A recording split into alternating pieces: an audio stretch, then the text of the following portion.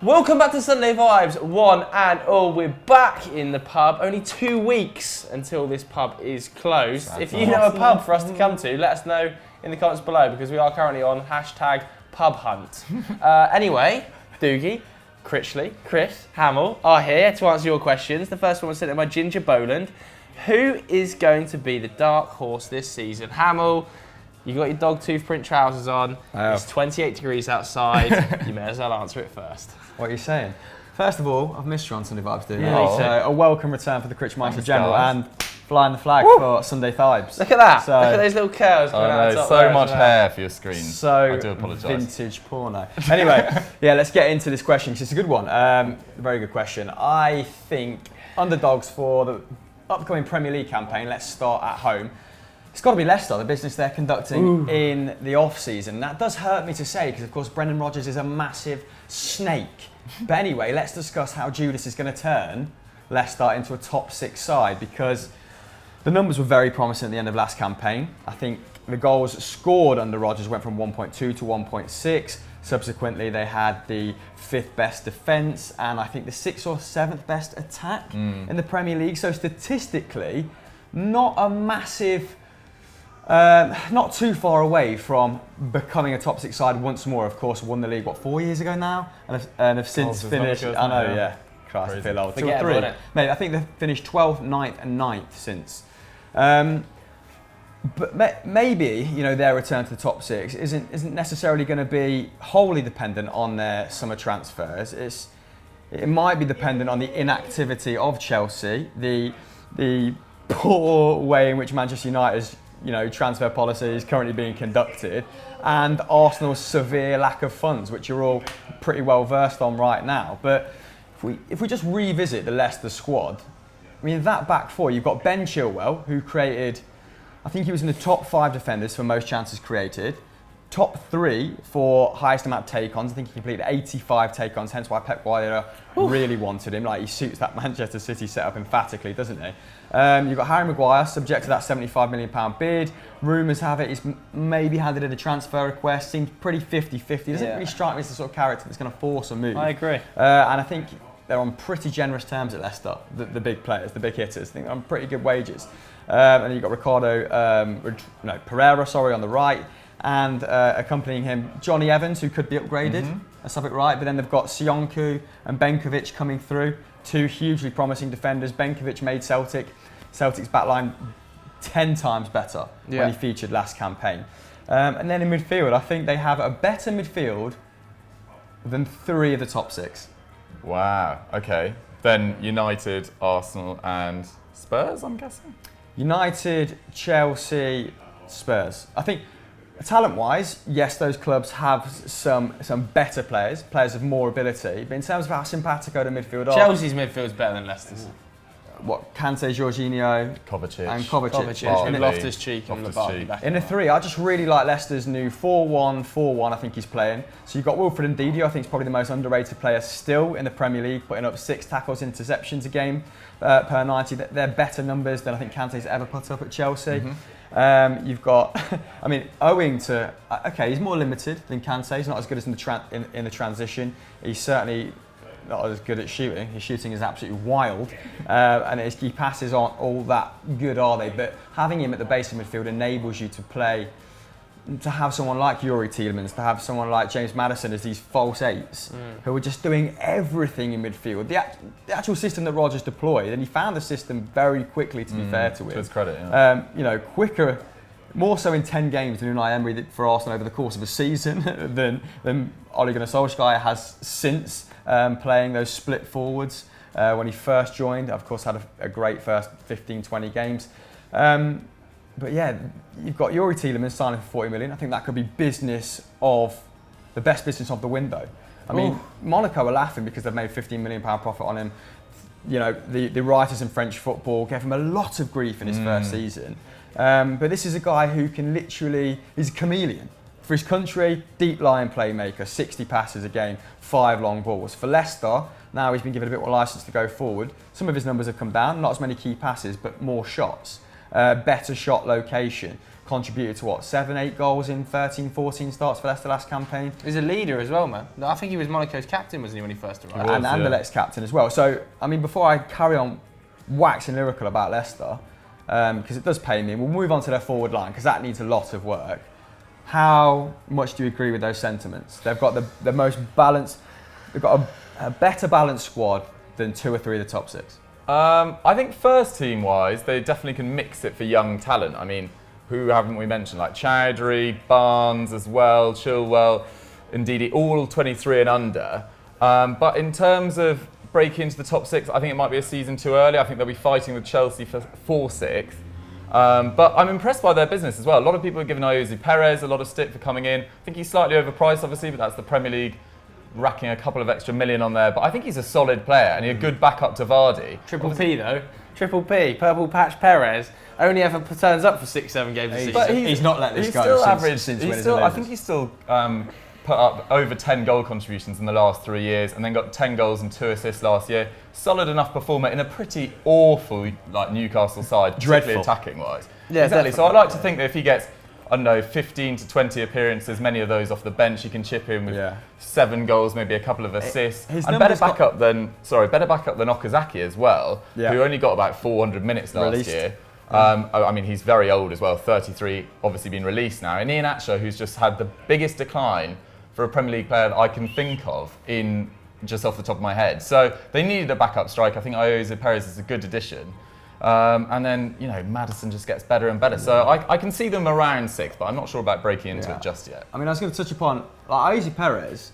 Literally give him, I think £30 million is an extremely fair price for Newcastle. If Newcastle were a club that was going to reinvest that money, or if they had other prominent attackers at the club, but he was, along with Salomon Rondon, just supercharging that almost non-existent attack. And he was given an outlet last season in Rondon, whose aerial duel is what he won, about the same as Virgil van Dijk per 90, and he thrived off of it. It's like he was given one outlet and his numbers improved. So I expect his numbers to improve, playing in and amongst the Leicester squad. Now, Jamie Vardy being the only source of goals, a 32-year-old Jamie Vardy, that's the biggest 18 goals last campaign. I think he's been far more consistent into his early 30s, early to mid 30s than anyone anticipated. Yeah, another 18 goals, like I said, last campaign. I think they need to invest heavily in a forward to make this push for top 6 happen. I think they're on the cusp.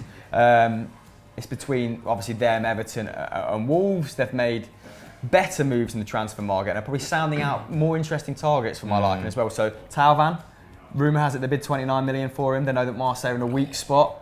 Great price as well. Leicester, I think the club have since rejected that premise, but it's no secret that they are really interested in him, and so they should be. I saw some Leicester fans who said he'd been, wouldn't be a significant improvement on Perez on that right hand side. I suppose that they would be competing for a place. Perez can also play as a second forward, can't he, as well? But I think owing to the numbers he's put up in Liga and just getting through the door, I'd be quite interested to see them go after someone like Duvan Zapata or Sebastian Haller. Of course, Sebastian Haller rejecting West Ham earlier in the week. Apparently, again, according to media sources, I mean, he contributes around 25 goals for Frankfurt in the Bundesliga. You've got Duvan Zapata, contributes to 30 goals for Atalanta. I think both would cost you below 45, 50 mil. Yeah. And Zapata's 28, so Haller's the younger, probably better option for the long term. But I think those two would definitely help that bid for top 6. I think the first 11 is strong. I don't think the squad is a match for a Chelsea or Manchester United or an Arsenal. I think there's definitely some outstanding individual players in there, and we all have waxed lyrical enough about that midfield. But again, behind like Vardy, you've already mentioned, behind Maguire, I know that Benkovic had a good season at Celtic, and Soyuncu, where was he at before? Was it Freiburg? I would still be worried about a centre-back pairing of Johnny Evans and Benkovic in the Premier League for a top six push if they lose Maguire. I think that's reasonable. If they lose someone who's putting up elite numbers, like league best numbers, then it would hamper their bid. Yeah, that's a completely fair opinion. What if they sold Harry Maguire 75? Yeah. And bought in, I think they should bring in someone like Kurt Zouma. I'm not sure Chelsea are going to be willing to part ways with him, but 30 to 40 million reinvested, still got a little bit of money to go after that that forward from the Harry Maguire transfer.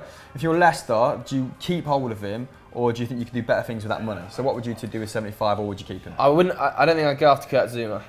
Like, as much as I like Kurt Zouma, I'd be worried that Chelsea are going to push up the price because of the transfer ban. I think if you're trying to sign out of Chelsea, now is the wrong time to do it because they'll be so unwilling to make any deals. I'd also have serious concerns about that double ACL rupture.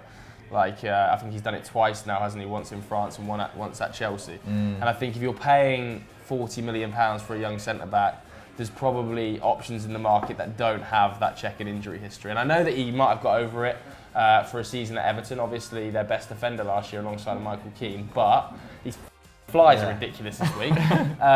But just would be worried if I'm Leicester, because 40 million for Leicester is still a lot of money to be spending, and to do it on a player with such a dodgy injury record. Yeah. We are living in a time where they've just shelled out 70 though, so maybe not. Yeah, I can see them aiming. I mean, if they sold Maguire, I think they need to aim higher than Zouma, to be honest. I saw reports linking Upamecano with a move to AC Milan this morning.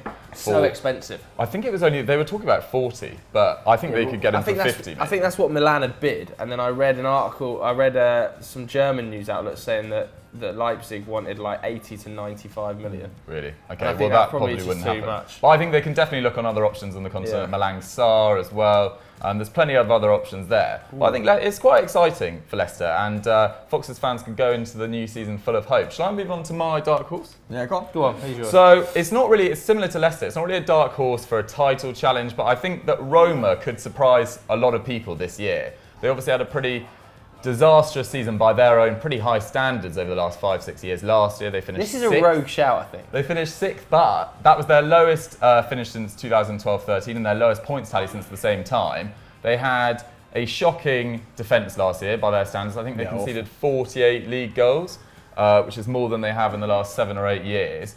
Obviously, the loss of Alisson replaced by Robin Olsen, not really of the same standard. I don't mean to call out Robin Olsen too badly, but he's not, an Alisson replacement, or good enough anyway. They've obviously got rid of Claudio Ranieri. Well, not got rid of it was very much a temporary move. He actually stabled the ship quite nicely last year. They lost his first 2 games, and then I think he went unbeaten through his final 8. Yeah. And they ended up 3 points off 3rd. So they finished 6th, but 3 points off 3rd. And I think some of their business this summer has been really interesting, not least bringing in Paulo Fonseca from Shakhtar Donetsk. He's been highly talked about for quite a while. I can't say that I've seen them that much except for in the Champions League, but they always look incredibly well organised. They've taken some big scalps over the last few years, and I think they've beaten City, Hoffenheim, Napoli and Roma in the last couple of years in the Champions League. And they've also made some really interesting signings as well. They've got rid of Luca Pellegrini, who only played 6 times for them, brought in Spinazzola from Juventus for 22 million, which sounds quite a lot, especially considering he only played about 500 minutes last year.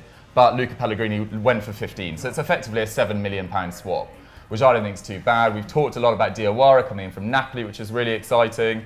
Spinazzola obviously going to replace Kolarov as well, who's still playing so many minutes last year, and I think was their 2nd top scorer. So he needs to finally ease into retirement, but what a career he's had, a really underrated player in Europe. And the only thing that I worry about is they've sold Manolas to Napoli, and they need, I think, at least another couple of centre-backs, because apparently Fonseca loves playing a really high line, and you're not going to be able to do that with, I think it's Juan Jesus and Fazio. Fazio in particular has got a turning circle like a sort of Titanic Mark II. So they'll need another addition in there. They've also brought in Brian Cristante permanently after his loan. After his loan at Atalanta, had a really good year last year. Really solid. So their midfield options of Cristante, Pellegrini, Diawara, Nzonzi, Pastore, Perotti, But don't you think that's for me? This is the issue. Is like they've stacked their midfield full of talent. Yeah. They've not got a goal scorer. Like they're going to lose Edin Dzeko. But will they? Will they? Because it seems like talk on that move. Has slightly gone quiet. I do agree with you. They need a centre forward. And a few centre-backs, but they've got some exciting wing talent as well. Perotti can play on the wing, Cengiz Under, Justin Kluivert, Schick. I think they're actually quite well stocked going forward. They just need to work on that defence. And then I can see them contesting 3rd. I'm not saying they're going to win Serie A, but it'll be a vast improvement on last year. Yeah, I think they're short of goal scorers. Like if if Dzeko leaves, the numbers he's put up over the last few seasons, and I think the reason that rumour's gone so quiet is he was very close to joining Inter, wasn't he? And then they have gone balls to the wall for Romelu Lukaku. Obviously, the agent's in London at the moment in talks with Manchester United. I would imagine that he's the backup to Romelu Lukaku, and if they can't get Rom, that will get done over the line. And I think if they lose Edin Dzeko, I have serious concerns as to where their goals come from. Yeah, because El Shawari, who's their top goal scorer last season, did you just mention it? Yeah, he's also gone to China for a pretty healthy thing. I think so, but he's still 26. I find it so annoying when players move to China. If they lose both of their striking options, like as much as we love these young wingers, like a Justin Kluivert, none of them are goal scorers. Schick improved a lot last year, to be fair, but and we kind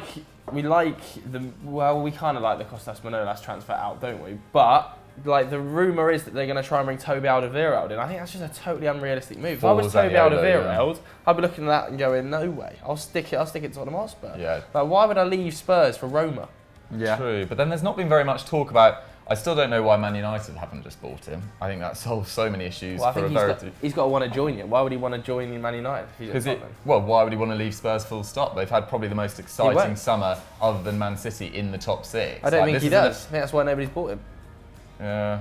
But then you hear so many reports that he wanted out all of last year. So he's either changed his mind drastically from their Champions League run, or he never wanted to leave in the first place, and we've been duped by paper talk. So if he wants to leave, Man United or going abroad wouldn't be a bad option. But yeah, as you say, I don't know why he should. I think Roma's a really, really rogue shout for dark horses, given that the other teams in Serie A have improved so heavily. Yeah, but this is just. They are like a proper dark horse in that they're a real underdog. No one really knows that much about their manager. He did really well at Braga before he went to Shakhtar as well. I think he won only their second title in about 60 years.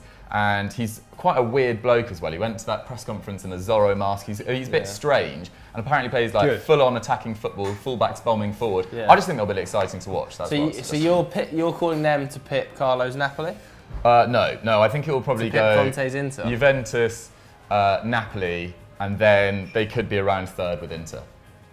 In my opinion, if it goes to plan, but I can also see it burning up in flames, so we'll see. But this really is nothing to lose for Roma, because despite finishing the season before last in a much healthier position, if you actually take a look at some of their underlying numbers, that they looked out kind of on expected points, expected goals conceded. Like Eusebio Di Francesco, I think was relying on Strootman putting up very good defensive numbers. Obviously the Nzonzi transfer didn't work out. He was kind of his replacement. That never really materialised, never saw the best of Nzonzi that we did at Sevilla, when their back line would split into a 3 and he'd fill in, enabling the wing backs to bomb on, which is of course crucial to Roma. I think I suggested Yuri Alvarez on a podcast a couple of months ago.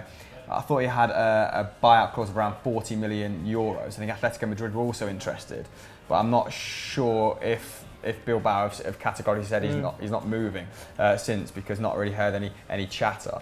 It's just difficult signing from Bilbao because you have to pay the release. Yeah, I mean, who do you think is going to finish in the top 4 then in Serie A? Serie A, I think it's going to be a tight battle between Inter and Juve to who wins it. You really think Conte's going to make that much difference in his first year? Yeah. Even if they lose Nainggolan and Icardi?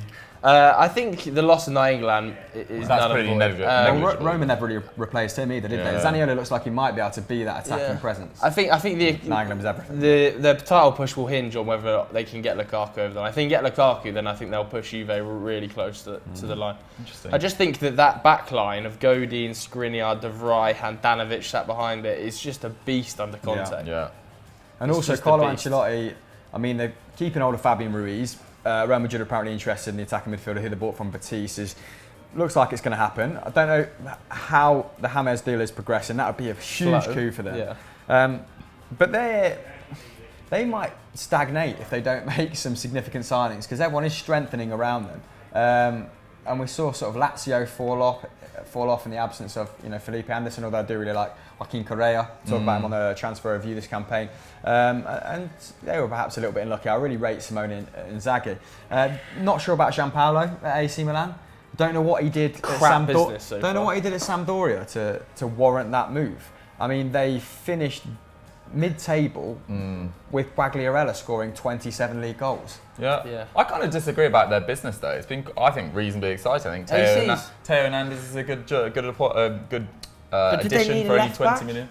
They have got about 15 left backs at this club. Yeah, true, but he's a step up on Ricardo Rodriguez and Diego Laxalt. Yeah, they don't like Ricardo Rodriguez, do they, AC? They've also brought in this, I read it this week, cannot remember his name, someone from Empoli, an attacking midfielder who looked really good in about 15 appearances last year, so obviously not a big sample size. Let me know in the comments below what his name is. I've completely forgotten it. Something like Krinic. It's going to be an exciting Serie A though. It's going to be an exciting Serie A. Most exciting for a while. Yeah, like Juve obviously have had a tremendous summer. I think the De Ligt deal will get done. I know that they're lowballing Ajax because of the personal terms being agreed, and he's back training with Ajax now anyway. So that'll be when that eventually happens. That'll be him, Rabiot, Ramsey all through the door, and potentially Buffon. Potentially Chiesa to come. Whether or not they can get that deal over the line remains to be seen. Yeah, Buffon obviously coming back on a free. I personally think that Sarri will perform better though in the Champions League than he will domestically. Really? What makes you say that? I just think that that's such a deep squad now. Like the midfield's so deep. Yeah. I still think that he's going to get decent enough output out of Bonucci and Chiellini at the back. But he's never really shown any inclination to really utilising his squads in the past. No, but he's going to have to now. That's always his big criticism, that he doesn't utilise young players. But he's only being bought in to win the Champions League. They've bossed it domestically. I don't think. If he doesn't win Serie A, he'll be sacked immediately. I think there was more to it than that. In some of the stuff that I read coming out of Turin, some of the rationale for parting ways with Allegri was that the Juventus project had become a little bit stale. They were kind of. They wanted attacking ignoring football. the fact they'd dominated domestically for the last 2 or 3 years. I mean, ignoring the doubles that Allegri had brought through the door, but I think it was the brand of football, the style of football. They were trying to future-proof the side, and I mean, since coming back up from Serie B, you can't really dispute their medium to long-term vision. For sure, yeah. So I think they're looking to dominate Serie A with a better brand of football, and one that can maybe be the blueprint for. I mean, football is generally moving in that it's cyclical, isn't it? But it's generally moving towards possession dominant, 4-3-3. I do get that, but I think if Sarri doesn't win Serie A first season, he's gone. You do not get 2 seasons in the same regards that Real Madrid manager doesn't get 2 seasons, Barcelona manager doesn't get 2 seasons. I think that's completely fair given the talent he's got at his disposal. 100%, but I do think that squad is well equipped to challenge in the Champions League. I know that he isn't a big fan of rotation. Go above expectation in the Champions League. I think he'll probably still win Serie A, but that's the bare minimum, is what I'm saying. He really has to win Serie A. In the Champions League, I just think that this could be a decent year to push teams pretty far. You look at Chelsea being in there. I don't think they're well equipped for a multi assault on the at all. Liverpool and City will definitely be in there. They draw 1-1 with that Irish side pre-season. Who's Chelsea? Chelsea is that Bohemian. I think a late equaliser. I think PSG are a little bit all over the place with the Neymar move potentially going out. I think Bayern Munich are probably still 2 wingers away from seriously challenging for the Champions League. Obviously, they're still linked with Sane and Dembele. If they get those done, then they're definitely up there. But I think it's probably Juve, Barcelona, Madrid, and City, Liverpool for the favourites this year. I'd probably agree with that, but just on the Sarri being brought in to win the Champions League, his record in the Champions League is pretty poor. I know he's only had one. He obviously didn't play in it last year at Chelsea, but I think he's only reached the last 16 with his time at Napoli. Yeah, but that Napoli squad's crap. Well, but they didn't do too badly on there. They got double 90 points, I think. Yeah, but I watched Napoli last year against Arsenal in Europe, and some of the players, I don't know how Sarri did it because they are some of those players. Seriously, they didn't have the best year last year. Who's Koulibaly's centre-back partner? Albiol, probably. Raul Albiol. He's a decent player, I think. But he's left for Villarreal. Slowest guy. And he's 33. But he makes up for it by having an absolute pingzilla on. And I think that obviously they missed Jorginho, didn't they? But was it Dries Mertens or? I think Callion was getting chucked about like a rag doll. Jose Callion is to Napoli what Lucas Vazquez is to Real Madrid. And he does a lot of defensive work, a lot of the hard yards, and this is something we discussed as like not necessarily being, where it's an overvalued kind of quality. He's very replaceable, and the Napoli fans, I think, are keen to see him replaced. But they were a little bit underwhelmed with Ancelotti last season as well. I think there was a significant drop-off in the tempo, in the... I mean, when Sarri was at Napoli, I think Insigne and Dries Mertens' expected goals and assists were just running red hot, weren't they? So, and I'm sure Juve will be expecting that of Dybala and Ronaldo. Yeah, Hamsik left. Like, there's been some turnover in that Napoli side, but I do think they're primed to kind of reach. And the I've read same a level. few things about Sarri kind of, as apparently said behind the scenes, that Douglas Costa's going to be his main man going out on that right hand side. And like, if I'm Dybala, I'm looking at this going, Ronaldo's going to start at 9. Yeah. Douglas is going to get a place. Where do I Mandzukic, does he play as a false 9? Like, where does he play? It's going to be really interesting. I Maybe in the Hazard role. I think Rabiot's probably going to start a fair few games because I don't think he's going to get Jorginho in. So I think he's probably going to use Rabiot as a defensive midfielder to progress the ball really well. Pjanic and Ramsey either side. Maybe. Emre Can, Blaise Matuidi, and Sami Khedira. All really good players in Rome, right? Bentancur as well. But replaceable, aren't they? Yeah. You've got to keep Bentancur. At this point in their career, like Matuidi does everything really well. Sami Khedira has signed a new contract, but is ageing pretty dramatically. I like Bentancur. Yeah. So maybe he's going to think he's going to play Dybala off of Ronaldo, like as an advanced version of Ronaldo being better where Morata was, that sort of area. I think you make a good point about Juve in the Champions League. For me, they've got to do it in the next 2 years because Ronaldo's only probably got 2 more years. And the amount they've spent in the last 3 years on wages and transfers, they spent something like 465 million euros in the last 3 windows, which isn't actually much off like Man City. I think they spent something like 490. So, absolute huge amount. And the wages that Ramsey's on, Rabiot's on, these players are coming in for free. On. Exactly. Like, they have to do it in the next 2 years. And Sarri, for me, is a weird appointment if you're going balls to the wall for the Champions League. But I don't see where else they go in. They can't... Try and get Simeone.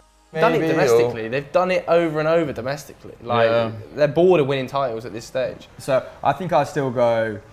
Juventus, Napoli, Inter probably coming in 3rd, improving probably pretty dramatically. And who's taking that last Champions League spot? I'd love it to be Atalanta again. Oh yeah, Atalanta. I mean, Atalanta domestically, you talk about someone who's been a victim of, circumstance. They've got Juventus, just this all-conquering Juventus side.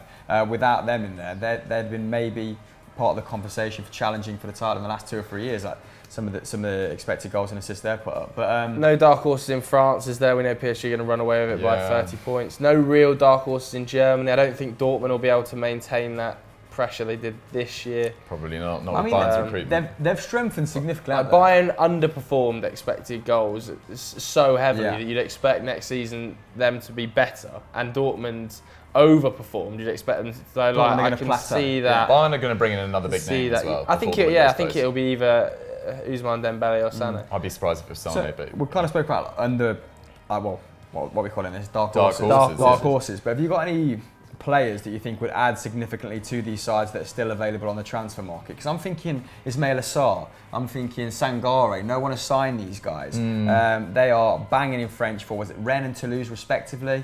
Ismail Assar, I thought he could be a good Jamie Vardy replacement at Leicester, going back to the whole Leicester equation. But he plays the majority of his football on the right wing. I know he can play sort of along the front line, but not prolific.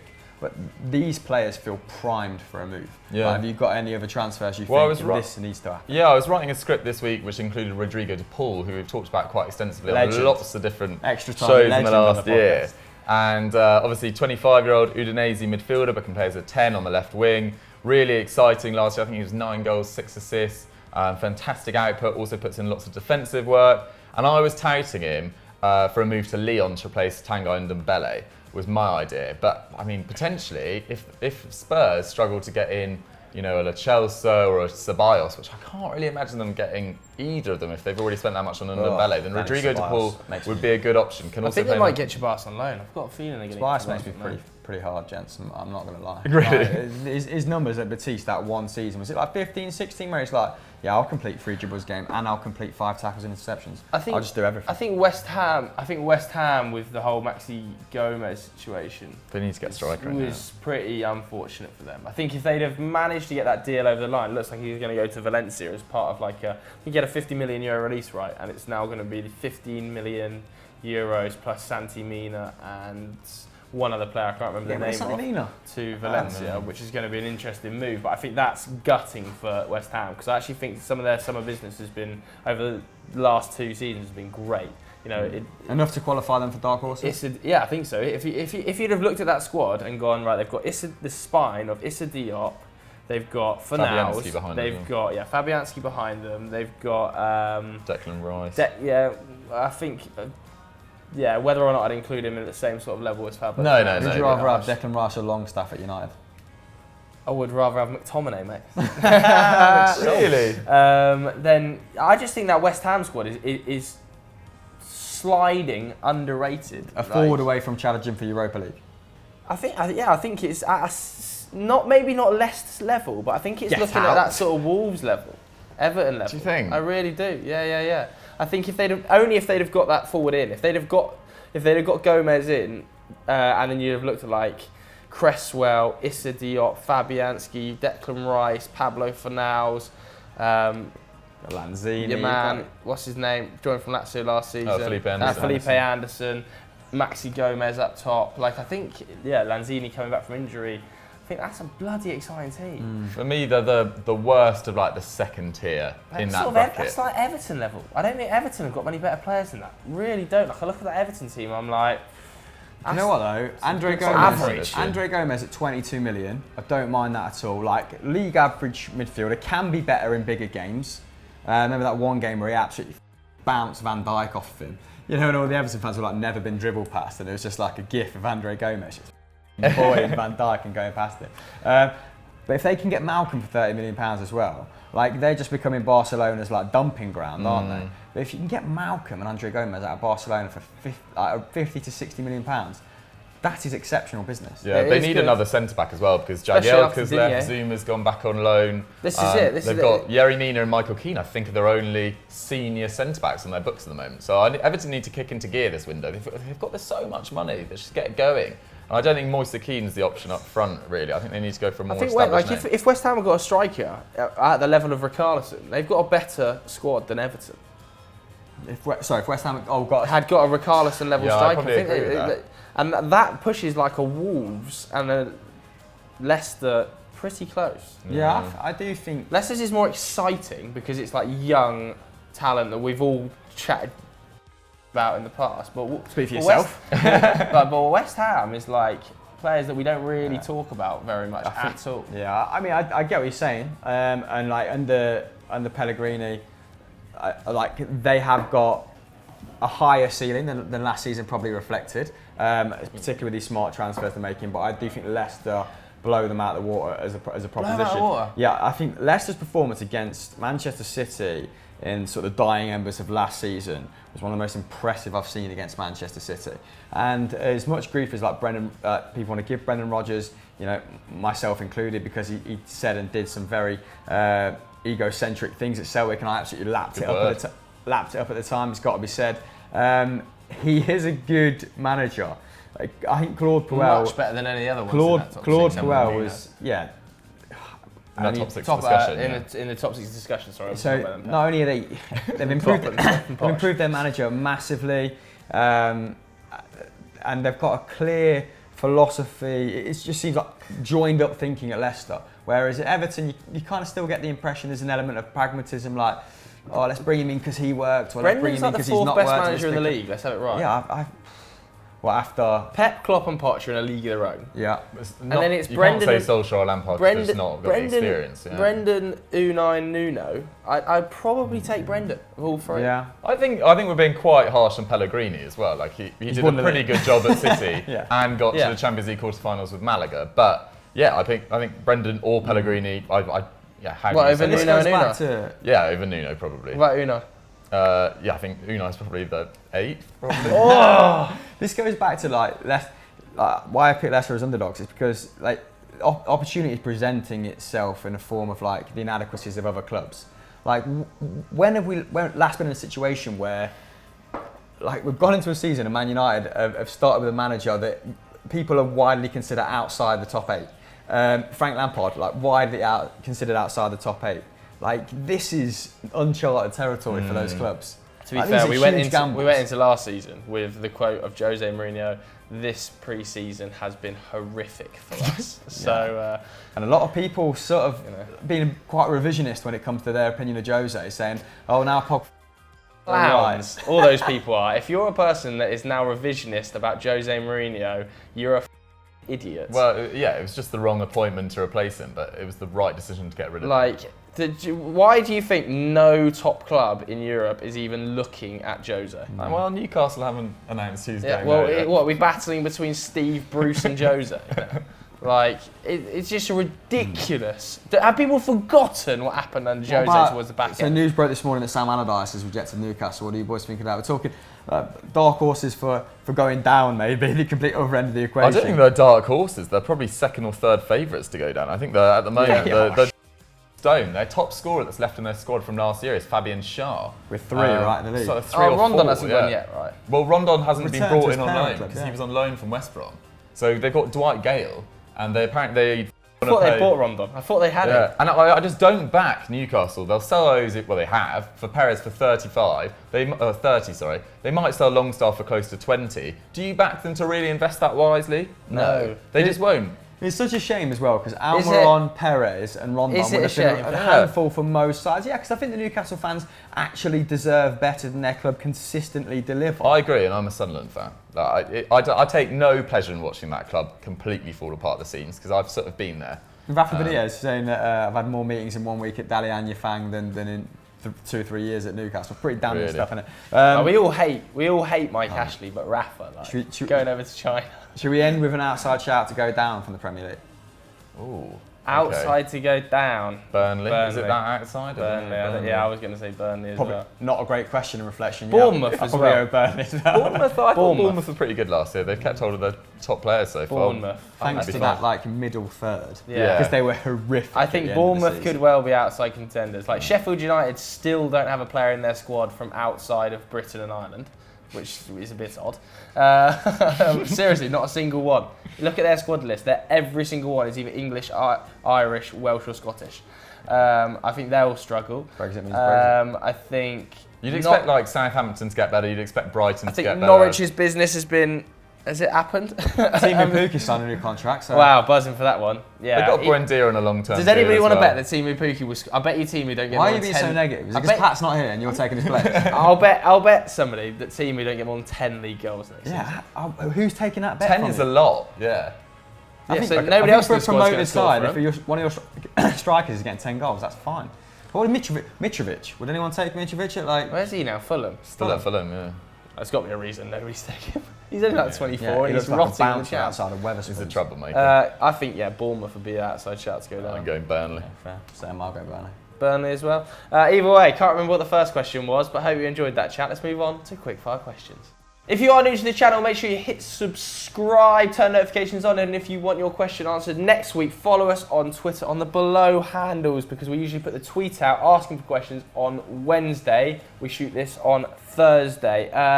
Let's get the first quickfire then. It comes from Magnus. He says, which Premier League manager will be the first to get sacked? First of all, I love the idea that a non-subscriber might still be with us after 45 minutes. Why not? Welcome aboard. So if you are and you've just subscribed, then send us a screenshot because you're an absolute legend. Who's going to be the first to get the chop? You're in I feel it's harsh to say, but I feel like it could be Ole Gunnar Solskjaer, to be totally honest. I genuinely believe that. I think their summer so far has been pretty woeful compared to what they needed to do to what they've done. It's not been woeful. The amount of surgery you needed, you just haven't done any of it. And there's less than 3 weeks to go to the window closes, and your best player wants to leave. Your midfield three is Fred, McTominay and Matic. Pogba is still at the club. He's not gone yet. We're all agreeing that Wan-Bissaka is a big upgrade. Yeah. There's still 3 weeks to go. I think if United get Maguire in, we're all Daniel James likes changing our tunes. I still think you need options going forward as well. I just don't think this isn't me backing it, by the way, but I'm saying it's not been one. At the moment, I can't see you finishing 4th in any circumstance. And if Ollie, I'm fine if these parameters were get into the top 6 again, get into the Europa League, build a squad for the future. I know it seems like that with Longstaff, Daniel James coming in, then yeah, that's fine. He won't be sacked. But if it was, get us back into the top 4 and you're 7th, 8th by November, fighting it out with the bottom feeders, which is very possible. He might well be the first to go. I agree with most of what was said there, and I just think the only get out of jail free card for Ollie, for Lampard, for Unai Emery is that they are in a similar predicament. All the squads are as imbalanced as one another at the moment, and the fact that this is all going on at the same time might save one of their jobs. That's what I think Unai Emery will probably still be at Arsenal. I think he'll get 2 years, yeah. Yeah, I think he'll get 2 years. I mean, if significant improvements aren't made, I suppose you can't really hold it against him because he's not made significant investments. I mean, they can't even pay 25 million for Kieran Tierney, and Tyrone Mings goes for 28. I think mad? I get your points that this could be dodgy, but we've got to be looking at who's Norwich's manager again. Farke.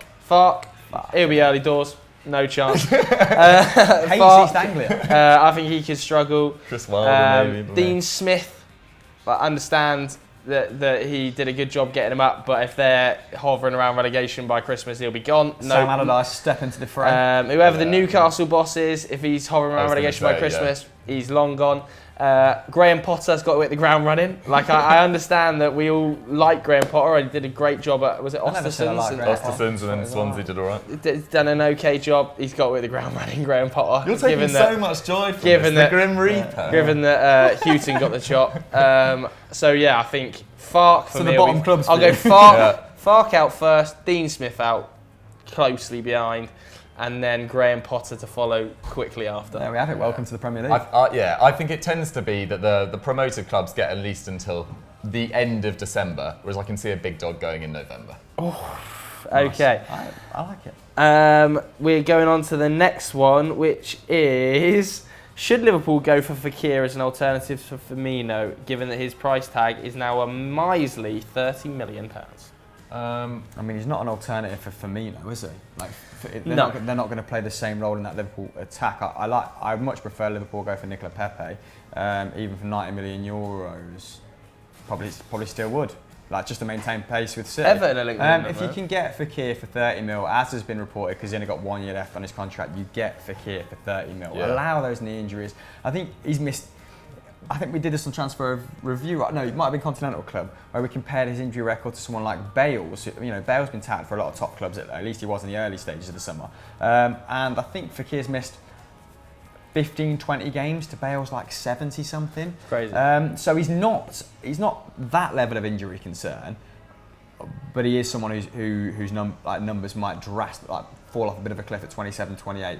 Maybe in a sort of Alexis Sanchez fashion, because his body just might give up earlier. But I still think there's plenty of gas left in the tank. Yeah, I kind of agree. I don't think he'll go to Liverpool. I don't think Liverpool will recruit in midfield just because they got Ox coming back and they were so happy with how he was going. Yeah. So I think if they're going to recruit, they'll go for someone in the forward line. But if I was Spurs and I can't get any of Lo Celso or Ceballos over the line and Eriksen leaves, I'd bring in Fekir. It's easily done. Pretty cheap price. And then if I was United and lose Pogba with 2 weeks to go into the transfer window, bring in Fekir, reassess in January. He's going to do a good job wherever he goes. Yeah, last season was the only season, I think at least the last 3 or 4, where Fekir hadn't started over 30 games in the league, and he started 29. So I do think the fitness concerns are over-exaggerated and just get him. There we go. So moving on to personal questions. Top 3 fast food chains. This was sent in by Jamie Kilner. Chicken World, then Burger King, and then... Burger King? Burger King second. Every time you get a Burger King, it's at 4 o'clock in the morning on the way back from Malia. I do like Burger King burgers. I think they are a step up on Mackey's, to be honest. But yeah, I go Chicken World, Burger King, then Mackey's tied with Pizza Hut, probably. Pizza Hut. Pizza Hut. Pizza is what so is this, 1996? Yeah. What are you, Pizza 12? Hut, are you George behind the camera is pretty much that crying. That is one of the worst shouts Can you I've imagine ever heard. Lying in the bull pit with his margaritas. Seriously, that's one of the worst shouts I've ever heard on Sunday Vibes. And I chat pretty much exclusively. He's all you can eat buffet. That's right up his street. I chat And that is one of the you worst can go back things for you've 3 ever or 4, said. maybe 5, and there's thick crust, and it's all pretty greasy. It's lovely. How are you putting Pizza Hut above Domino's? I think Domino's is so overpriced. Domino's is above Pizza Hut, and even Domino's is overrated. Like £16 for a pizza, you mad? Nando's. No. Fast food though, he said, right? Nando's counts as fast food, doesn't it? Look at George like he's some authority on Nando's. Nando's counts as fast food. You ring up and you go and collect it. I stand corrected. Nando's, Mackie D's, KFC. The traditionalist. I think KFC, this might sound weird to anyone that doesn't have a cat, but sometimes it smells like cat food in there. and it's really, really put me off. Fast foods. I think Mackey's is like... Hamel's stomach can't take much fast food, so you've got to be careful. Yeah, just gluten-free. No, if I'm hankering for fast food, it's McDonald's. Yeah, 20 consistent. nuggets and a fillet of fish. Very, very fillet of consistent. fish chaser. How Get it down your dare neck. you say Burger King produce better burgers than Mackie? I prefer it. I think the chips at Mackey's are a step above that. And the nugs, but I love the burgers at Burger King. Nugs, 20 nugs. What sauce you go for with the nugs? Just nothing too fancy. I thought you were Nothing. What, dry? Ketchup Just and mayo. dry. You are a down in psychopath. Yeah. Not even the sweet chilli. I don't actually like sweet chilli that much. Yeah. Shocked and appalled. Yeah. That's really put a spanner in the works at the end of the Sunday Vibes. There's a lot of silence now. Either way, what should people watch next? No Sunday Vibes Extra Time podcast today. No. Yeah, Go and watch. Everyone's on holiday. Go to Eurofootball Daily and watch yesterday's Stat Wars. I think it's Bab and Jacko fighting out to see who can avoid relegation ahead of season 3. So go check that out. Ooh. Is there a way that both of them can get relegated? Because they're both an we absolute couldn't find a arsehole to way, get hold of. Yeah, and go and watch Awkward FIFA over on Squad Goals. I think my episode went live at the weekend. No, Yes. it's gone live now. What Live. day It's is already it? live. Yeah. It's already Shambles. live. That went live on Wednesday, mate. Bye. Terrible end.